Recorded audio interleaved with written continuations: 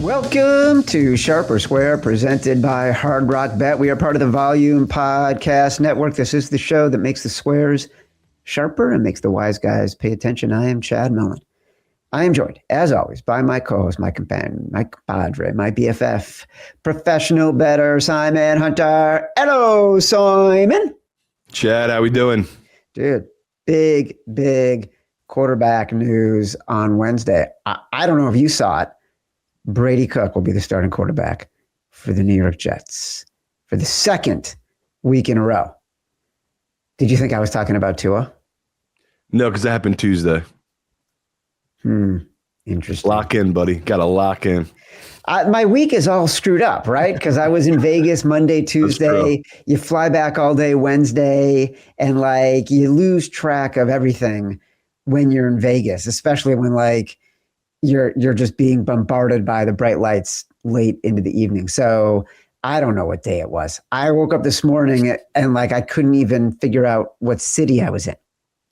Yeah, I just know because I basically got crushed by a bunch of pro bettors because I just couldn't be the man and say Simon says give me Cincinnati +1, and now they are -4.5. So bad miss by me, and I don't know why.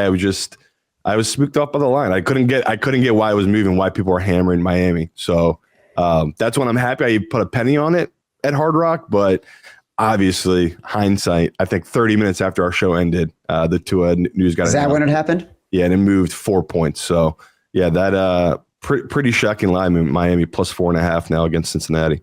All right. Well, we know that one won't be in the contest. This is our Thursday Week 16 episode. We are going to narrow down to our final five now that we've got more information about injury news, line movements, etc. Subscribe to Sharp or Square on YouTube, Apple Pods, Spotify. Let's get into this thing every week.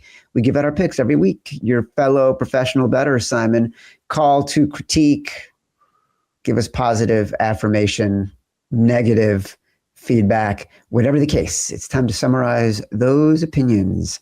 Let's do Sharp Calls. I have to answer this phone. Once again, we'll start with the Thursday game. I knew it. I knew that the Los Angeles side was the super public side. I just did not see the love by the professionals, and they're coming on the Seahawks side. So this is my favorite. These guys think they're professionals, but they're actually frauds type of game where they're, yeah, we know what we're doing. Taking Seattle here. This is a fishy line, and we were hammered in. I'm happy with it. I'm getting the Rams as a dog now, and I'll be with the public. I'll walk into the trap if this is one. And yeah, this is a game I don't know if we're going to talk more about, but tons of love to the pros on the Seahawks, and I just do not see what they're seeing. But these games happen, right? It's divisional games. It's really tough to beat your divisional opponent 2 times in a row. So I get their love for Seattle. I think the hype is way too much for backing Sam Darnold in this spot. But that was the first game that really jumped out. The Saturday games, I thought it was going to be all love for Green Bay. Tons of really respected guys I know on the Bears, and they flipped me. I'm actually on the Bears side now, where I wanted to get there. I didn't want to be on Green Bay. I just felt like there was something I'm missing. But that was a really interesting game. And obviously that Commanders game, tons of love for Washington. And we knew that was going to be a pros versus Joes. And public keep hammering this Eagles side, and that number is not budging. I was hoping we were going to get 7. But like I just said, the professionals, they really like Washington. So that number is going to hold there. And moving to the Sunday games, not as much love I was hoping for my Giants love. I do have some pros with me on that Giants side. It's just not as locked in. Like, say that Washington game is, where it's just all professionals on that one side. Tennessee, a game I'm just not seeing. Tons of pros love that. The number has fallen. So maybe I can allow myself to say, well, we already missed the best of the number. Let's not bet it anyway. I got some thoughts. Okay. I'm not there. You were right about Dallas. The pros love Dallas. Another game I think I have blind spot to, and been talked into a little bit. It's just, I can't believe it. There are good trends and numbers, underlying numbers for Dallas here in this spot, but I still can't believe they want to fade Herbert. I mean, this is 3 straight weeks of fading this guy's a dog. So very unique spot. And, a game we talked a little bit about, I kind of love Pittsburgh. Every pro I've talked to is all over the line. So I understand now why that line's been bet up so heavily. It feels like every pro I know is on that side. On the flip side, most public people I've talked to, it feels like they're on the Pittsburgh side. Yeah. So that's going to be a really unique one. And, the final 2 games we talked about, we both love New England. Every pro I've talked to for the most part loves it. There are some pros on the Ravens, right? This is a unique spot of a team that's been there before in the Ravens, where the veteran quarterback faces a team that has not been there before and that just blew a 21-point lead. So I get it. Maybe I'm leaking a little bit on the Patriots, but I still think the number is inflated and the Ravens are an overrated team. And the last one, we talked a little bit about it. We like the 49ers. All the pros I've talked to for the most part like the Colts, but honestly, even if we're walking into a trap there, Chad, I still think it's a good spot for this 49ers team. I don't know how the Colts offense keeps up with this 49ers offense, which is just fully healthy right now. And they're a machine. When they got all their guys back, you see with Purdy, they're just unstoppable. So really fun games to break down this weekend.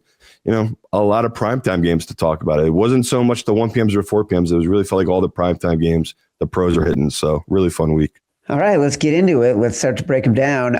First, before we get into the games, quick announcement. We saw there was an issue seeing the overall leaderboard board for the Sharp or Square Pro Football Pick'em contest, the free contest at sharpersquare.thevolume.com. This has been fixed. So here is the announcement of the season-long standing leaders right now. 3 players are at the top with a perfect 10-0 start. Congrats to Jack Mac, DM613, Shooter, Neuter. There's still 7 long weeks left, so it's anybody's game. All right. I do want to talk about the Rams in Seattle just for a minute. This line has moved. It flipped from Seattle's a 1-point underdog to now Seattle's a 1.5-point favorite.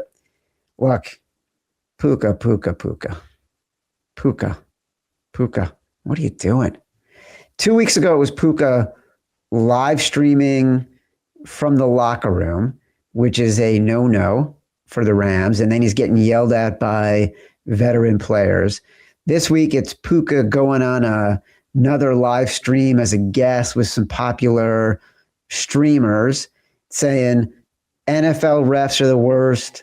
They just want to get on TV. They're just lawyers who want to tell their friends, hey, check this out. I'm going to call a pass interference and then I'm going to be on TV. Why is Puka turning into a distraction? What is he doing? I mean, the simpler version of it, this is a guy that, did he go to college at Utah? And now he's at LA, and he was a quiet, shy little boy, but he's come out of his closet. He's 24 now. So he's young, dumb in LA, and the second best, third best receiver in football right now, stat wise. So his head can't get any bigger. I mean, this guy, he's in that mode where everything he says he thinks is the right truth. Where I think the dumbest thing I saw, he said vegetables give you inflation, which could be true, but just wait, inflation or inflammation? Whatever it was, I don't know. I haven't even heard. I was just like, I don't know what Puka's talking about. I'm like you. I'm like, I wish he got off these shows and just, listen to his head coach who told him these guys can't come to the facility. Like, he didn't want him to do those interviews with those kids on their live stream. And, there's just nothing to gain from other than his, up in the level of his notoriety on that community of non-sports fans, right? These are video game people, I'm assuming, who watch these streamers. So maybe that's his idea, right? Get a new fan basis for himself, but it's a distraction. Like you said, the Rams don't need. Do I think it affected the spread? No, I think the spread was affected by Devontae Adams' injury, but not the best start for the Rams, where they had that drama and then their flight was delayed, I believe, getting into Seattle. So a lot of negatives to start for the Rams in this matchup, Chad. I agree with you on that. But it doesn't change your opinion. No, this just feels like, again, it's all about picking your spots, but I'm not going to force this one to our contest, obviously, but it feels like a little overreaction to the Seattle thing, where it feels like the most pros I've talked to, they think they have to beat Seattle here, and that this is a really tough spot for the Rams to be backing them. And my mindset is, doesn't this line just seem a little fishy to you? I just can't get over where I don't know. Is Seattle really a 1.5-point favorite? But I told you, I'm too biased, I think, with this Rams team. And you've loved the Rams all season, and you've had them higher rated than anybody else all season. So now they're living up to your rating. And the Seahawks, look, they haven't looked good, right? Like Sam Darnold, they nearly lost to a grandfather Literally. Which again, and it's another reason I back them, because it's like those are the exact things we like. We like backing the teams that look bad, Sure. that we know are really good, facing a team that, might have had their best game of the season. That was an incredible comeback by the Rams in a really tough spot on a short week now. But I keep going back to all these McVay stats. That's what, I can't get over how incredible McVay has been this late in the year. And, I can read it to people again if they want to hear it. The McVay 28-11 straight up, 27-11 in the month of December in his career against the spread. Since 2021, he's 17-3 against the spread in the month of December. So, we already know he owns the Seahawks. I think this year they didn't cover. We definitely bet that the Rams, I believe, were 2.5-point favorites. They were up 14, I believe, in the fourth quarter, and the Seahawks backdoored it. They lost by 2. So they covered the number, but they lost by 2 in a game that I just felt like the Rams were way better. So, like I said, if you want to follow what I call the fake sharps, they're going to be on the Seahawks this week. And I think the Rams, it's going to be the spot. So I'm interested to see where this one goes. Like I said, it's a game where maybe I am too close to this Rams team. I love them too much, but I just can't believe people are hammering Sam Darnold as a favorite in this divisional game. And like I told you, Chad, there's a lot of really interesting stats about backing McVay in this type of spot. And he actually does really well on short weeks. On the flip side, this Seahawks team, since they faced the Rams, it's obviously been different coaches, different quarterbacks. They're 0-3 in this spot of facing the Rams on a short week, where the Rams tend to play really well in there. And the biggest one that jumped out to me is, I talked to you about the home field advantage for the Seahawks. That's been irrelevant since 2015. They actually have a losing record at home and against the spread at home in this exact spot. So a short week, that's facing a divisional opponent that's above 500. They're 0-6 in this spot, the Seattle Seahawks, since 2020. So again, it's even with their head coach, he's been there. He's 0-2 in this spot. So it's not a good spot historically for Seattle. And on the flip side, like I said, McVay, he dominates these late season. He's just such a prepared coach. And, another distraction could be he had a baby. I love that kind of stuff. Those are my favorite things, where coaches or players have babies, and I bet on them anytime touchdowns. Obviously, I can't do that in McVay, but I will be taking his side here. But like I said, it's a game that luckily we can't put in our contest, because I'm confident in it, but I think I might be blinded to my love of this Rams team. All right. That's enough on a Thursday night game that 10 people are going to get to hear the show and then actually bet on. Washington at Philadelphia. We talked about this on Tuesday. Saturday night, 6.5-point underdogs. The Washington Commanders are going to be our Brass Balls Bet of the Week, presented by Hard Rock Bet. You know what it takes? It takes brass balls. Look, I'm kind of taking your lead on this, because you know the Eagles as well as anybody, and you were leaning Commanders on Tuesday. And when we talked about it before we came on the show, I presented 3 games that I thought could be Brass Balls contenders, and the only one that we felt really comfortable with was Washington. Lane Johnson's still out. I think that matters. The Commanders have just been better with Marcus Mariota, which we've been saying for the past few weeks. Jalen Carter will still be out. I think that impacts how the Eagles can defend against a mobile quarterback. And talk about wanting to be in a spot where you're fading a team. We want to fade the team that just blew somebody out, and all of a sudden people think the Eagles are fixed when we're not quite convinced the Eagles are fixed. So at 6.5, this just feels a little bit inflated. As you noted in Sharp Calls, wise guys are on this one as well. The real wise guys, not the fake wise guys.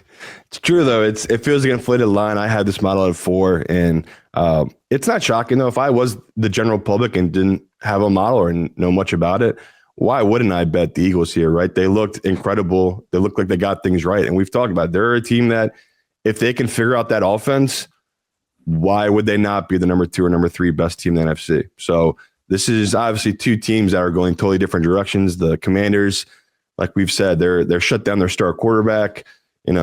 How motivated would they be? Blah, blah, blah. I think that's why the public is just coming in so heavier. I don't know about you, but most books I've looked at or talked to, it's like 80% to 90% of all the money, all the bets are coming on this Eagles team. Yeah, that's why it's so surprising to me it hasn't moved to 7. That's clearly sort of resistance coming from the professionals. Yeah, it could be part of it. It's also, I think the books too are just like they're like what we're thinking here is just who are the Eagles to be catching 7 against a divisional opponent like this? Where who are the Super Bowl champions to be catching 7? But I get it. Like they haven't looked like the Super Bowl champions at all. No, it's like they haven't had a horrible season like the Chiefs have had, but it's been close to it. Like it could have fallen apart at a bunch of different spots here. So this is just a bet for the Eagles to prove it to me, right? And we always talk about the numbers with Hurts. There's some real numbers here to fade Hurts, especially when it comes to this late in the season in December. He is great usually against the spread to start the year, but then the public keeps betting him, falling more in love with him, and the number goes too far. And we've seen that now through his early career because the Eagles, obviously, every year he's been a starter, he's made the playoffs, right? And he's kind of been in that spot where, not the last 2 years, or not last year, but the year before, they totally fell off. So that's why these numbers are skewed a little bit, his December's numbers, but these ones just popped out to me. So December or later Hurts 5-7 against the spread. When he faces the NFC East, he's 1-5 in his career in the month of December against the spread. So we talked about it. He just gets inflated in our division. I mean, Eagles division, historically, it's kind of been a bottom feeding division, right? There are usually 2 teams really good and the other 2 are just absolutely terrible. And it's been like that for his whole career, these last 4 or 5 years for Hurts. So even against bad teams in his division in December, he's struggled. It's been very bizarre. And another stat I really loved was the Eagles were a double-digit favorite last week. Hurts, for some reason, he's horrible at games following being a double-digit favorite. So when he's a double-digit favorite, Hurts, he's 3-6 against the spread in this following game. It just shows they usually blow teams out, live up to it, and then the following game they have a letdown game. So I've seen that time and time again. And on the flip side, Dan Quinn, give him a ton of grief. I just don't think he's that good of a head coach. But as a dog, he's been great, especially at covering 7-4 against the spread in this exact spot, 3-1 in his own division. So we like Dan Quinn. We like the numbers when he's back in his own division as a dog. It's just when he's a favorite, I really couldn't get over how much overrated he was. So we knew Washington was coming back down to earth this year. It felt like they have, but it feel like the public has totally left them for dead. Yes. And happened last week. They were hammering the Giants team. Like you just said, that number didn't budge last week. It's happening once again. The public is hammering the opposite side of the Commanders side, and it's not budged. So for both of us, I think we'd feel much better. We wake up Saturday and this number's 5.5 because it's like, okay, at least some real professional money's coming and we both have the best number. But even this gets this 7. I'm still going to back this Washington team come Saturday. All right, Washington Commanders, Brass Balls Bet of the Week. Look, talk about teams that, as the season goes on, historically are bigger and bigger favorites, and the quarterback ends up not being as good against the spread because of it. That has been the Kansas City Chiefs since 2018. Now Patrick Mahomes is out. Kansas City has gone from ostensibly 11.5 when he was playing against the Tennessee Titans to 4.5 down to 3.5. Now it's down to 3. In the contest, it's currently 3.5. So I want to have this conversation thinking about the 3.5 and the 3. I think there are so many issues for the Chiefs right now beyond Mahomes, right? They are missing so many offensive linemen. And we were on the Chiefs last week. They lost that game because they couldn't protect Mahomes, obviously. But they're also down Hollywood Brown this week. Rashee Rice, will he play again? Will he play coming off the concussion? We don't know. They're already having a hard time getting any kind of explosive runs. We know the Titans have been covering, being more competitive. I mean, all of a sudden the Titans look attractive to me. So you know what to do, people. Hammer the Kansas City Chiefs. I know what you want from him. I'm not going to let us put in the contest regardless. Maybe if it was 4.5 Tennessee, which was, to me, that was where the Sharps really made their statement. That was the sharp number. But you are betting into a bad number and what feels like a bad spot. The under still looks good. Under's 37.5. Like you just said, I don't know how the Chiefs are going to score. I still don't know how Tennessee is going to score. This is still a Spags defense that as bad as the Chiefs have been, the defense has been pretty good, right? It's really the offense I've disappointed this season for this Chiefs team. So I get where you're coming from, Chad. You're with all the pros. They're all over it. I think the public are with you too. Like, I don't see the public betting Minshew as a favorite in this spot. So I don't know what to do with this one. I'm happy just to avoid it if I can. Maybe a little taste of the Titans on the money line. Do your thing, whatever you want to do. Well, your lack of support on like a really ugly dog is shocking to me. The whole Titans voodoo has gotten into your head. It's totally in your head right now. I don't want to be there. I honestly don't want to be there with them. Last week, not watching a second of their game was very nice. It was enjoyable. It was enjoyable, right? Yeah. To think that they just didn't exist was pure pleasure. Minnesota -3 at the New York Giants. Betting the Giants +3 with Simon Says. I hope everyone has bet it because this line is going to move to 2.5 because it looks like the money is coming in on the Giants. Again, I don't think there are metrics to make us feel better about this one. It's really about fading a quarterback who, until 2 weeks ago, people were trying to figure out what their option was going to be next year in Minnesota to replace J.J. McCarthy, and how bad they must feel that they don't have Sam Darnold, that they didn't have Daniel Jones, that they no longer had Kirk Cousins. And then the guy beats up on 2 bad defenses in the Commanders and the Cowboys, and all of a sudden he's a 3-point road favorite. That's what we're fading here, and that's why it's Simon Says, and that's why we bet it, and that's why it'll be in the contest. Yeah, like you nailed it. It's such a nice spot to fade the Vikings. And we actually do have data backing it up that, the Vikings in such an emotional spot, which really was. The Vikings playing in Dallas on Sunday night last week. It's been unique this season. So teams basically playing in Dallas, then on the road the next game after playing Dallas. They're 0-6 against the spread this season. And you can be like, okay, that's not that big of a deal. That's kind of just this season in a nutshell. But it really does feel like it kind of tends to that game, right? That was such an emotional win. And you go back through a lot of Dallas's games this year. For the most part, have been really close, high emotional games for a lot of these teams. So it makes sense. There are letdowns in the following games. And, the ones that jumped out to me is just this season, teams that play in Dallas and then go on the road the next game, they're failing to cover by almost 11 points per game in that next game. Like, that's not a small margin. That's a really big gap that shows there is a letdown. And, the Vikings, I had a couple reach out to me. Is there really anything to dive into about the Vikings being an indoor team now going to play outdoors in the cold? You shake your head. There actually is, Chad. Like, they're not a outdoor type of team. In December or later, they are 6-11 against the spread, and they've been failing to cover by 5 points per game in those exact spots. So it does prove out that they're not a cold weather type of team, right? They are a dome team, and now they're going outside to play a Giants team that, they've been playing in the elements. They're used to it. So that is something another part you can take away for this Giants team. But at the end of the day, my biggest thing I'm taking away from it is just the matchup. I think JJ is going to struggle with this type of defense the Giants have, which is a very fast front that can give him problems because we've seen that those teams you just talked about, they don't have any pass rush to get after him. And JJ looked so comfortable passing against those type of teams because he had no pressure in his face. We've seen him struggle this year.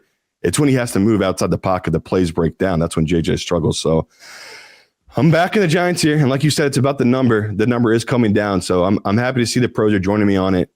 It's a big split game. So the public, I think it's like 90%, 80% of the tickets right now are on the Minnesota Vikings, but 70% of the money is coming in on the Giants. So that just shows this is going to be a pros versus Joes type of game. So I am shocked to see it's coming down, but not shocked to see the pros line up on this one. It just feels like a very nice spot to back this Giants team. Well, look, the one thing we got to consider is that it's 2.5 in the contest.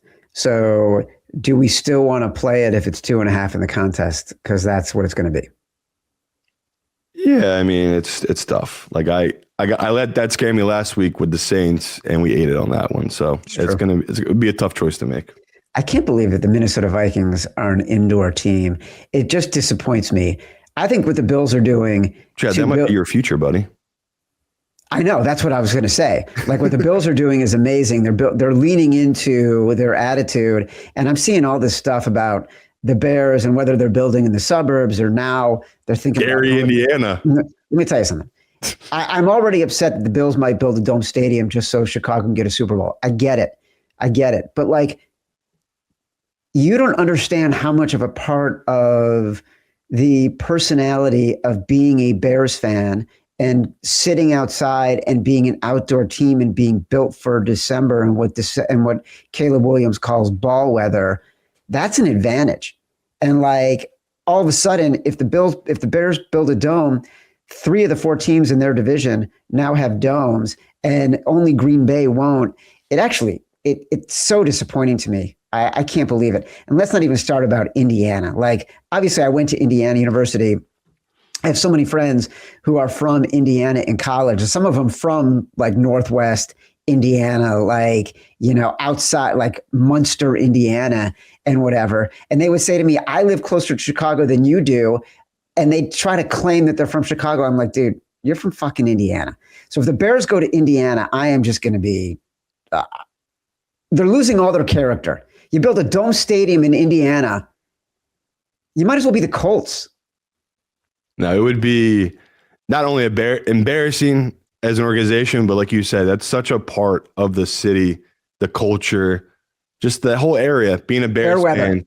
Fair weather. Just like you, when I thought there was even a chance of the Bills building a dome stadium, I literally got sick to my stomach. And I feel the same way thinking about the Bears. And it's the underlying problem of this country. At the end of the day, it's all about the money. And all about the money. I hate it. It's so upsetting. Yeah. It's so, there's no culture left. There's no character left.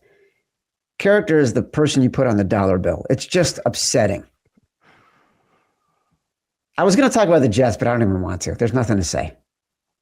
No, I'm still on the Jets, but I'm with you. It's like a bet that I feel like I have to make, but everyone knows my position. I'm all in on Shuck.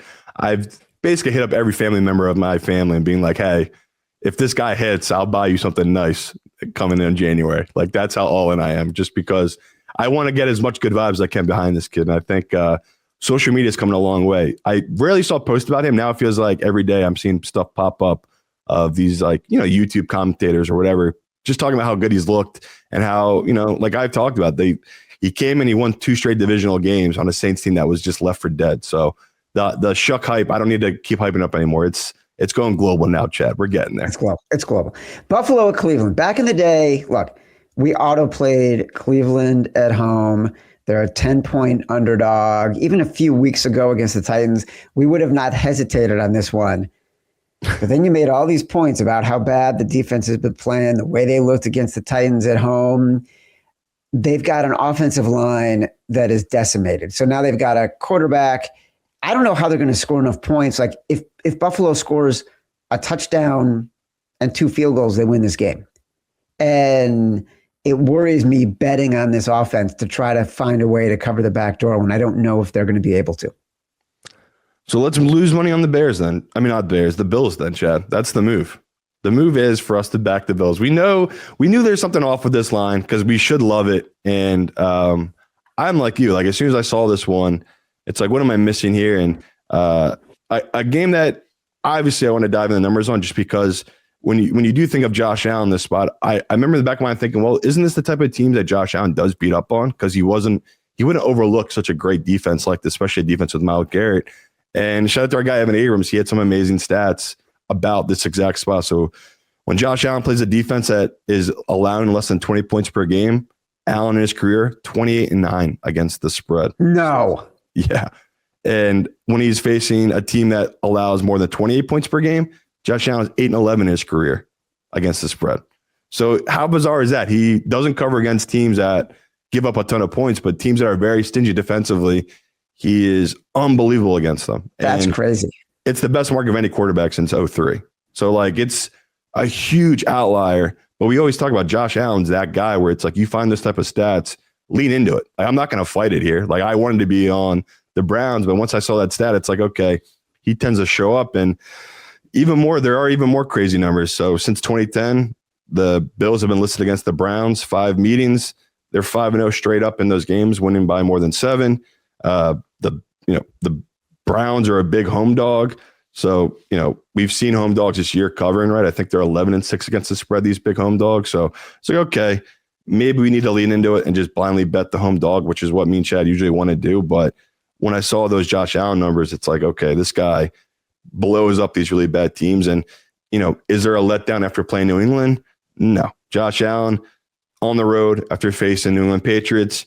He is 10-5 against the spread against outside divisional opponents. So plays divisional teams. You think there'd be a letdown the following game? There isn't. He's 10-5 against the spread in those exact games, covering by almost 4 points per game. So a lot of just underlying numbers that like us. And we already talked like the Bills. And what we already talked about, the biggest one that jumped out to me is the Bills top 3, top 2, whatever you want to put them as, best running team in football.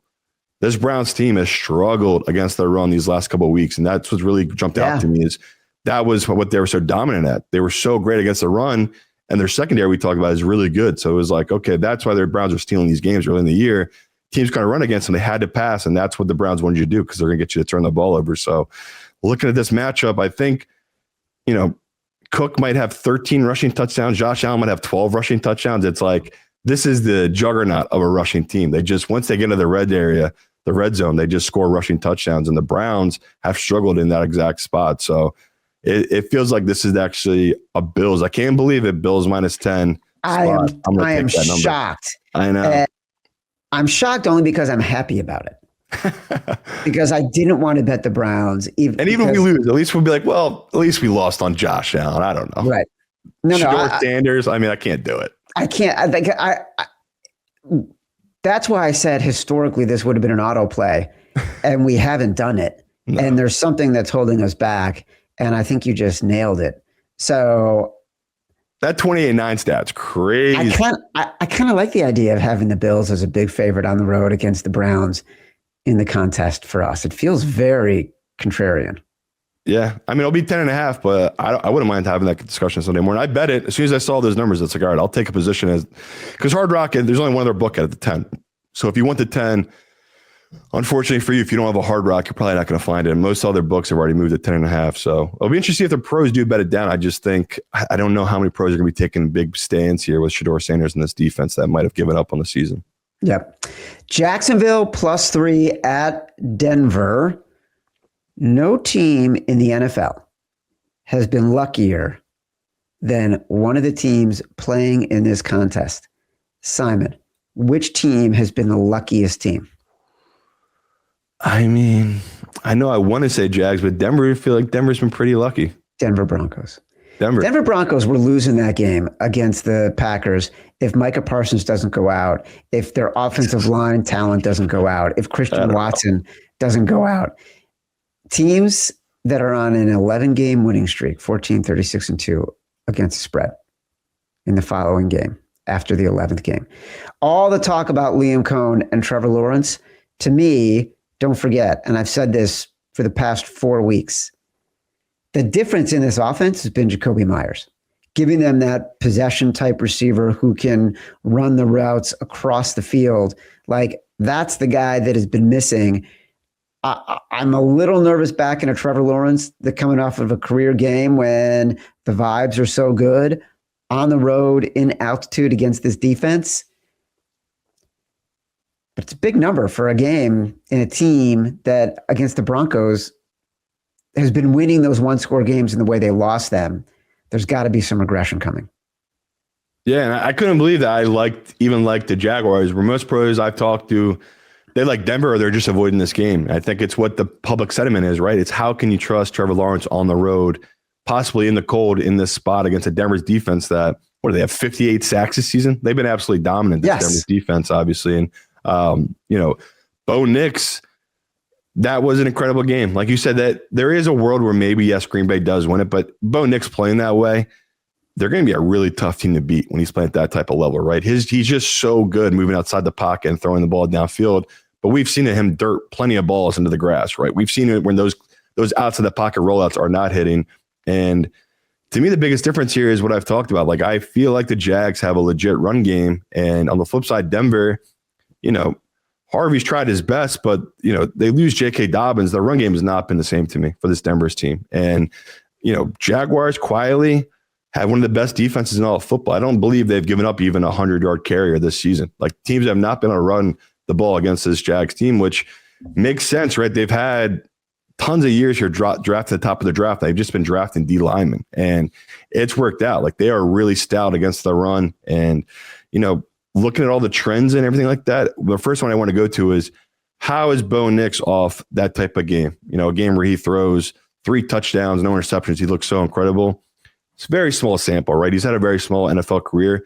He's 3-4 straight up against the spread in the following game after that type of performance. Okay, not much to take away from it. I just wanted to give that out there, what he's like after having such an incredible performance. The Jags on the flip side, they've been really impressive with Trevor Lawrence off of those type of wins. Doesn't matter who that coach is in his whole career. He's been great when you back him after those type of wins. And just going through the numbers, when he goes off a win that his team wins by more than 10 points or more in his career, the following game, he's 10-4 against the spread, Trevor Lawrence, which again, small sample, but that was really impressive to me. The biggest one too is the fact that they scored 48 points, this Jaguars team. It's like, okay, that's an insane amount of points. You expect teams to naturally have letdowns after those type of games. Since 2000, teams that score 48 points in the previous game, November or later, 59-42 against the spread. So, oh, wow. Yeah, a shockingly autoplay type of spot for these type of teams where it just shows maybe early in the year it's kind of fluky. November or later, this is who you are. Like your offense, doesn't matter if you're playing the shitty teams, you're legit. Like you put up those type of numbers where they have that much film on you. It's really impressive. We've been, beating the bush about how impressive we've been with Liam Cohen, but it's really a Trevor Lawrence stat. Like the fact that these last couple weeks, I know it's not great teams, but he's been playing really good ball. So, I might be stepping right into it, Chad. I know that I'm backing Trevor Lawrence on the road here against a really great Denver defense, but I'm interested to see how this Denver team does. I do think this Jaguar team, just by the general public too, is being underrated. I mean, Puka, speaking of Puka, I saw a clip of him, another clip of him saying, who's the biggest flawed team in the AFC? First team popped up, second in Jaguars. He's like, they are frauds. They're going to get rolled in round 1. So not even the general public thinks the Jags are frauds. His own peers in the league do not believe in this Jaguars team. So, interesting number. I thought today we'd have 3.5 because I thought the pros would come in heavy on this Denver team. It's either they've been dipping their toes on a little bit on Denver. They've been avoiding it. So this number is not budged. So I am confident in this Jaguars team, but for contest play for us, it's I would not 3.5. 2.5. It has to be 3.5. Well, the contest, it is 3.5. So I'd lock that in now, and just in case, because I'm interested what the pros do for us. I could see this being 2.5 by kickoff. I do see professional money coming on the Jaguars team. Las Vegas Raiders are plus 14 against the Houston Texans. Simon, this is the buy low, sell high spot of the year. Oh my God. Okay. What do we do when a team gets shut out? What do we do the next week? I know what I do. I don't know what you do. What do you do? We bet on the team that got shut out. Good man. So the Las Vegas Raiders at plus 14.5 in the contest, we got to put them in. I don't know. If we can't find a fifth one, we can do it, but we're simply betting this because of the trends in the numbers and just. I got news for you, buddy. We're not going to find a fifth one. I don't know. We might. I have games I like. I'm just lukewarm on them right now because it's such funky lines. I feel like this is the most threes we've had all season. Like there's just 6 games where there's hanging threes. And it's like, I just don't know what to do with them. But this game here, like you said, the trends, obviously they love this Raiders team. Like you already gave out that one. They got shut out the previous week before this season. Teams that got shut out the week before, 6-0 against the spread. It's a great lazy stat like we talk about. We love those type of stats. And the teams that fits that description this week, it's the Raiders and Cincinnati. And one team's lines moved 3 points. The Raiders line has moved the other way for 3 points, right? I think it was 11 or 11.5. Now it is 14.5. And it's a unique spot, right? This Texans team, like you said, they are a juggernaut. Their last loss was a game we bet them on, right? The game they should have won against Denver, and CJ got knocked out of. Since then, they've won 6 straight. And since CJ has come back, last week, that was, to me, CJ's best game this season. That looked like CJ from rookie year. Just incredibly disciplined, downfield throws, right on target, just in total unison. And, the underlying numbers here, let's dive into it. 6-game win streak for Texans. Teams is the exact spot. They are 11-16 against the spread since 2003.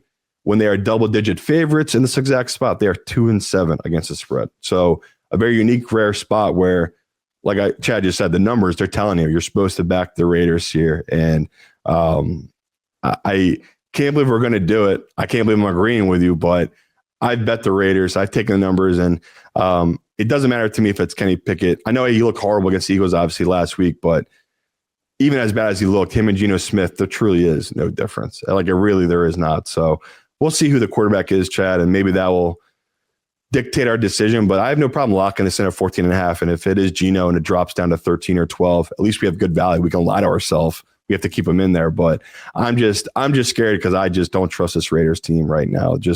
I think I saw some crazy stat. They had been shut out 3 times in the previous 40 years. They've been shut out twice this season.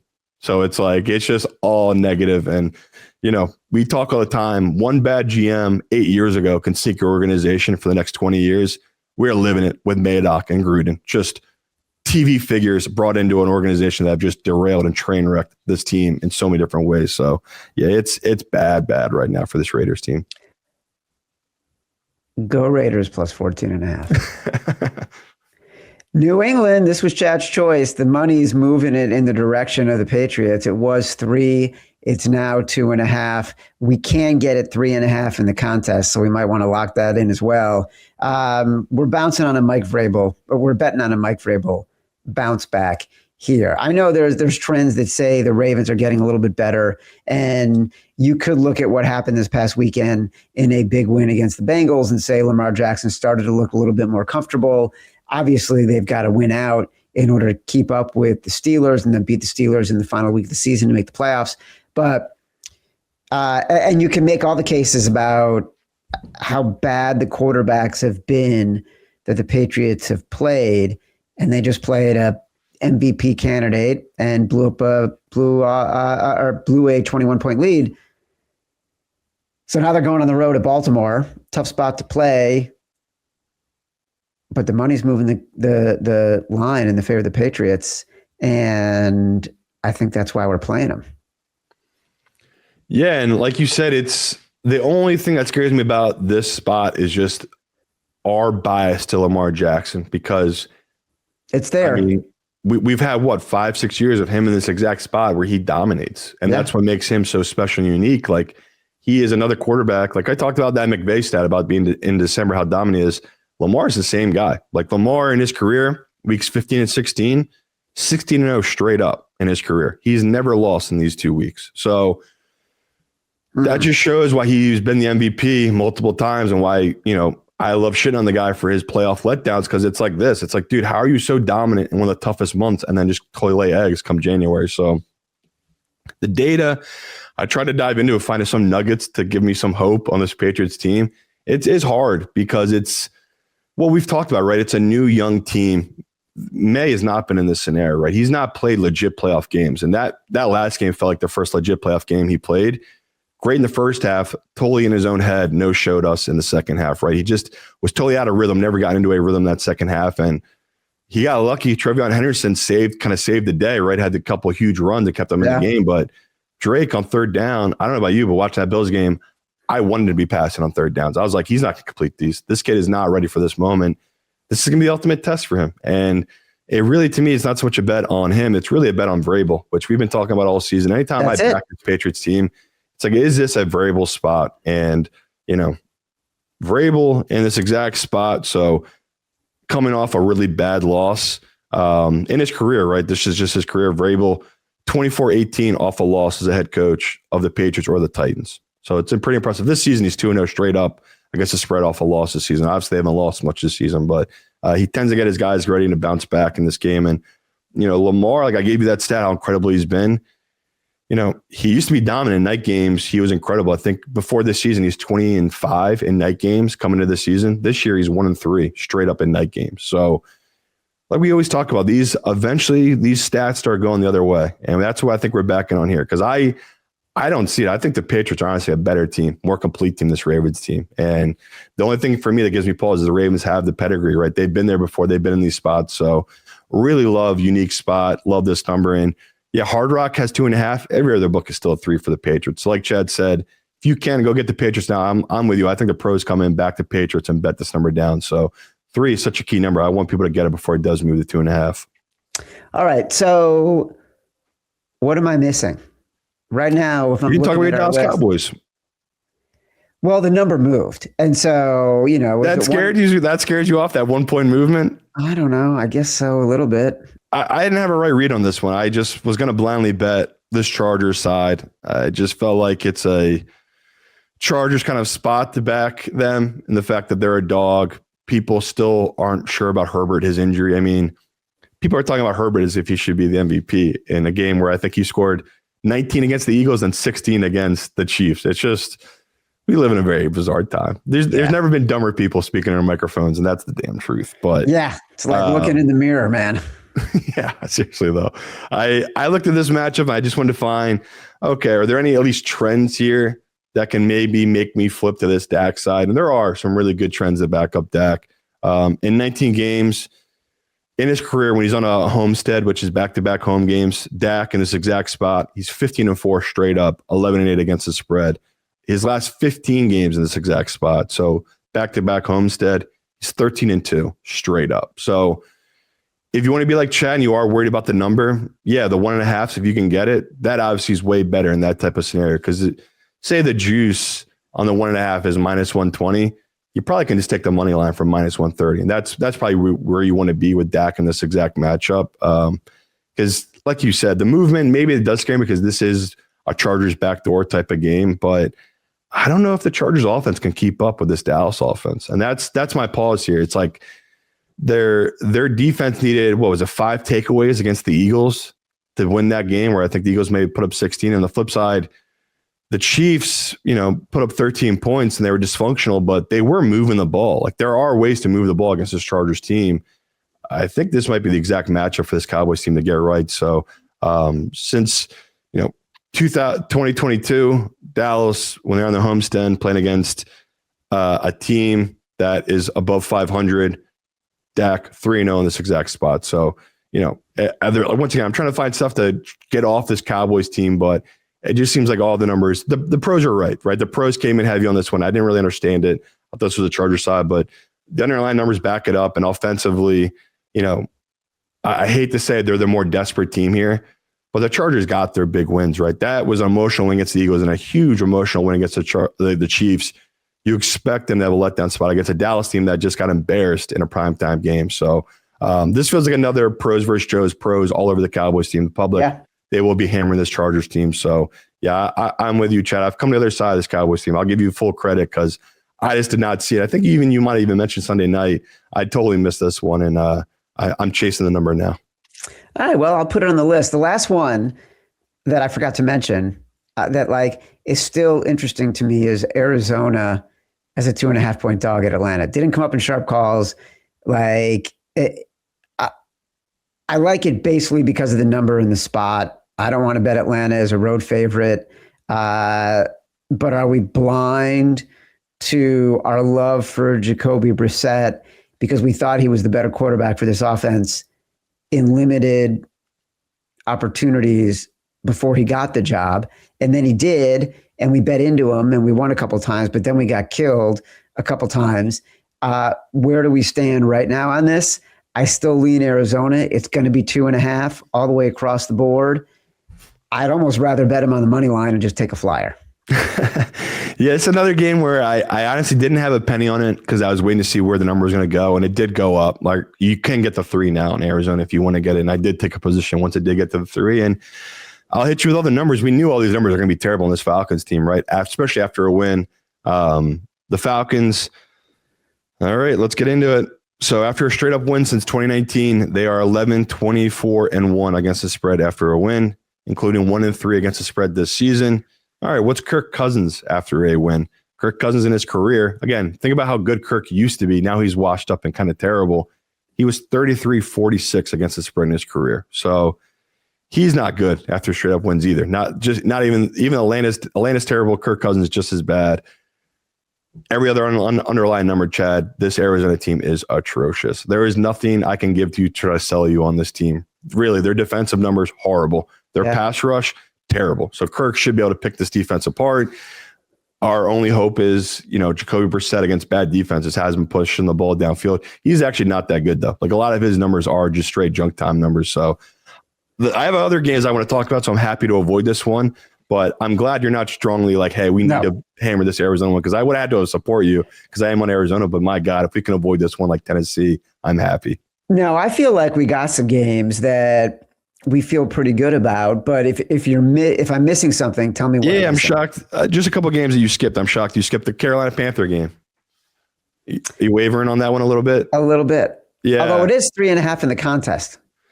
Right. And I'm once again, I'm shocked. The public and the professionals alike have come in so heavy on this Tampa team where, I mean, I joked about it, but like the Panthers got screwed last week. I mean, they got bamboozled. Like that hit on Shuck, the clock should have ran out. That should have been an overtime game where the Panthers, yes, they did blow that game, but they're being priced as if they got straight up beat or dominated by that Saints team. And I feel like it's gone too far where the Panthers have been good to us this season. Like we've been backing them in certain spots and fade them in others. And of course, this is the exact spot where we're supposed to back this Panthers team. That's why I'm just shocked you haven't brought up where they lost last week. This season, Panthers, after a loss, they are 6-0 against the spread this season. So it's like we've seen it time and time again. The public fades them. The number moves too much and they become a value. And you just said it, 3.5 in the contest.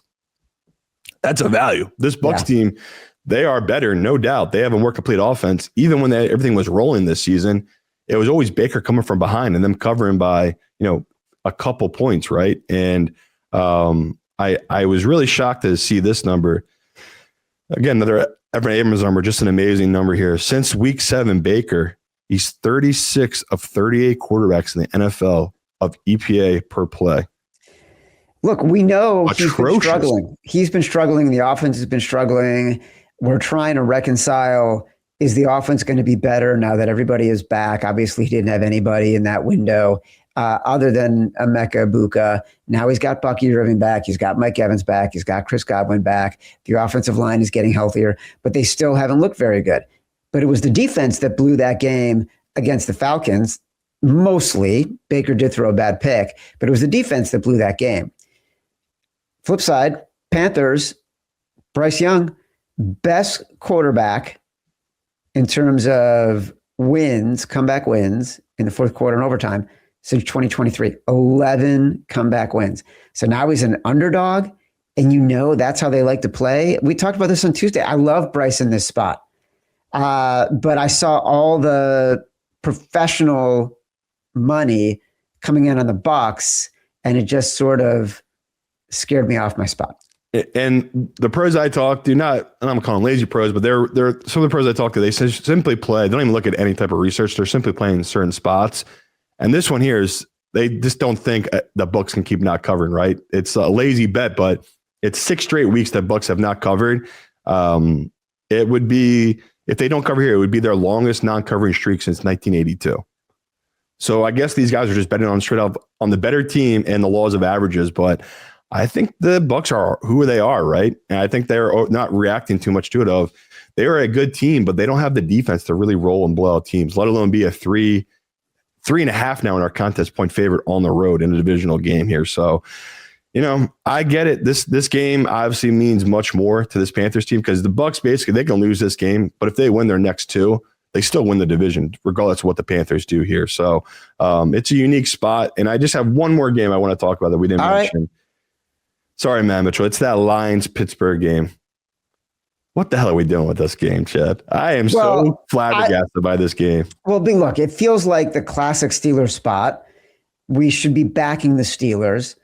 The Lions do not deserve to be 6.5, 7-point favorites in this game. It doesn't make any sense. They're not good enough to be doing that. It feels like a line from 2 years ago or last year.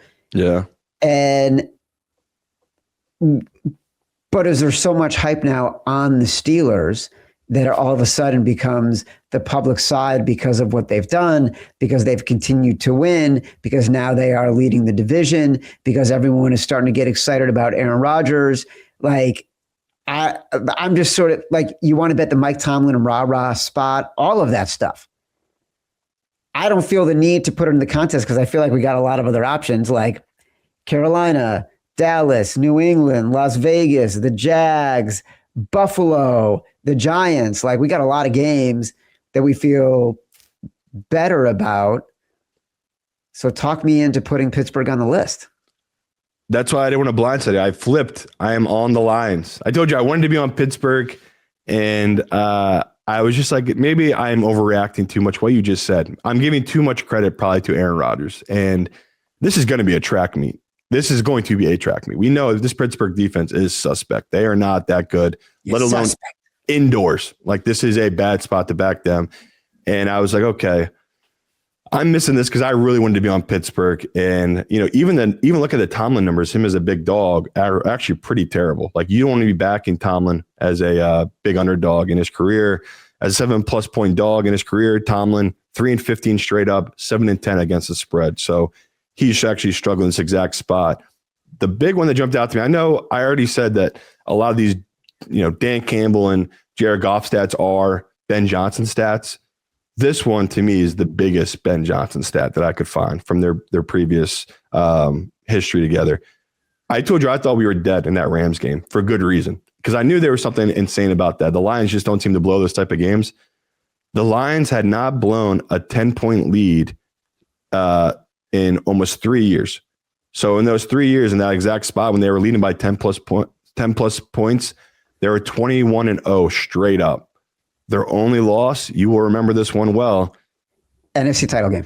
Yes, against the 49ers in the playoffs. And I was like, man, I remember that. Like that, they took out Montgomery, put Gibbs in. Gibbs had a bad fumble, and bang, bang. I think 2 touchdowns in a row by the 49ers. That game was totally flipped. Yep. So, it's historically a unique spot to back Dan Campbell. Like we've talked about it, off a straight up loss. Dan Campbell and Jared Goff, 23-9 against the spread. Even more insane, since 2022 in this exact spot, they are 14-1 against the spread. And, I look all the time. It's like, okay, well, how's Dan Campbell been as a head coach when they blow a 7-point lead? Like that's a lot to ask your team to bounce back from. He is 9-5 straight up, 11-3 against the spread in this exact spot. So I just want you to be on it. It's 6.5 right now in our contest. I bet the 6.5 on the Lions team. I thought the number should be 4.5. That's why my model thinks as well. And I think both of us are overreacting that this Lions team, they're not as bad as I'm perceiving them to be. Like they actually are a really good, high-powered offense. I think they're number 1 or number 2 in total yards this season, even with Dan Campbell taking over offensively. It's been the defense that's held them back all season. So to me, matchup-wise, as good as Rodgers looked in that last game, I think there are ways for this team to attack them, especially that defensive front, to give the Rodgers some problems where Miami, they have no real pass rush. When we talk Miami is bad as Miami is defensively, coming into the year, that was like the worst secondary in all of football. And as much injuries as this Detroit team has had, they play hard for Campbell. They hit hard. They know that they're just going to run tons of zones here. And that's, what you expect Rodgers to be able to pick apart. But we've seen it. Rodgers, these last couple weeks, he's been pushing the ball downfield. He's actually struggled against certain type of zones this season. So to me, this feels like it's going to be a game that's going to be a lot of points. And I don't see the Steelers keeping up with the Chad. So I just wanted to bring it up just in case I don't blindside you come Sunday for my love with the Lions team. It's on the list.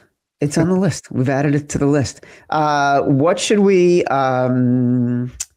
should probably take a quick break here, I guess, and hear from our friends at Hard Rock Bet. Here we go. Today's show is brought to you by our presenting sponsor, Hard Rock Bet. You want to know where I bet on sports during the holiday season?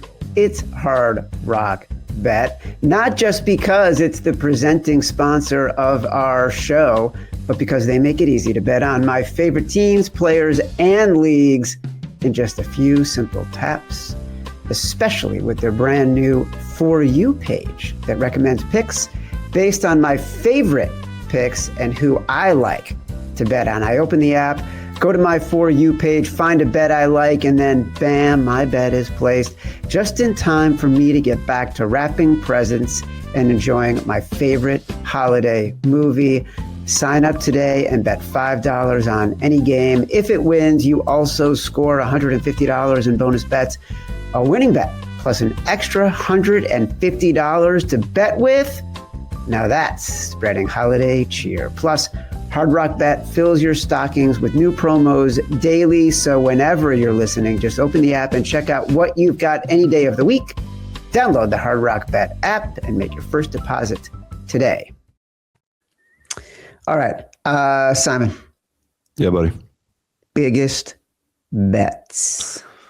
Biggest bets, honestly, because I went so hard last week, I haven't gone too crazy this week. Like right now, my biggest early position, just because they're Saturday games, is Washington and the Packers. I mean, not the Packers, the Bears. I could get bigger on the Rams tonight, but like I said, I've been a little lukewarm on that. Maybe I'm too close to it. For the Sunday games, my bigger position so far. Again, this was early in the week. I bet it with you, the Patriots. I just couldn't stop grabbing the +3. Same with the Giants, grabbing the +3. For favorites, I think I'm going to get there on Buffalo. We'll see. Right now, I'm not too heavily invested into it, but the more I look at that Buffalo line, the more it feels like that's the type of game they just roll 30-7 or something like that. So I could get there on it. But yeah, this week, obviously nowhere near as big as last week, but definitely took in some strong positions. Moneyline underdog parlay. Tennessee. Yeah, throw it in. Arizona. Okay, yeah, I'll do it. New York Giants. New England. And gotta put my Jags in there. The Jags. Oh my God, Saints are up to 5.5 now. Jesus Christ. Oh my God. Favorites parlay. Saints. Yeah. Lions. Cincy. I mean, I people might not hear, but I do love Bears. If we don't want to do Bears, though, we could do Buffalo. Yeah, do adjusted. Don't do the minus 5.5. 5.5. Yeah. I'll do the Bears. Bears, and then people don't hear this and they miss that Bears one. Throw in Dallas. That's a really nice, unique spot for them to win that game outright. I gave you all those numbers. Wow, you come around a long way on that one. I know. Right. Bullying does work on certain people. All right. Sharp versus square. Who do we got? Whoo. Sharp versus square. I'll do it. I'll go super square. Give me the Bills -10. Wow. I know. I just know somehow I'm gonna end up betting a ton of money to that line. I as soon as I saw that Josh Allen stat against good defense, it's like, my God, he just rolls these type of teams. All right, so brass balls was Washington. Come on, you got to do Tennessee. I was just gonna say I'm taking Tennessee. I'm taking the Titans. All right. Are you really? Yeah. Oh my God. I am. All right. This has been Sharper Square, part of the Volume Podcast Network. We will be back on Sharper Square Sunday morning on YouTube. You can eavesdrop on a very intimate conversation. We're going to make human decisions, and it's going to be miserable. We will be back later that day at 7:30-ish, Sunday night. Sharper Square on YouTube. Watch or listen Sharper Square on YouTube. Like the video, subscribe to the channel, download us from Spotify, Apple Pods, wherever you get your pods. Rate, review, subscribe, leave us 5 stars, say whatever you want. Feedback is a gift. Till next time. Love you. Hey, baby. Hey, baby. We're going to be here all day. We're going to be here all day, baby. I like this kind of party. I like this kind of party, baby.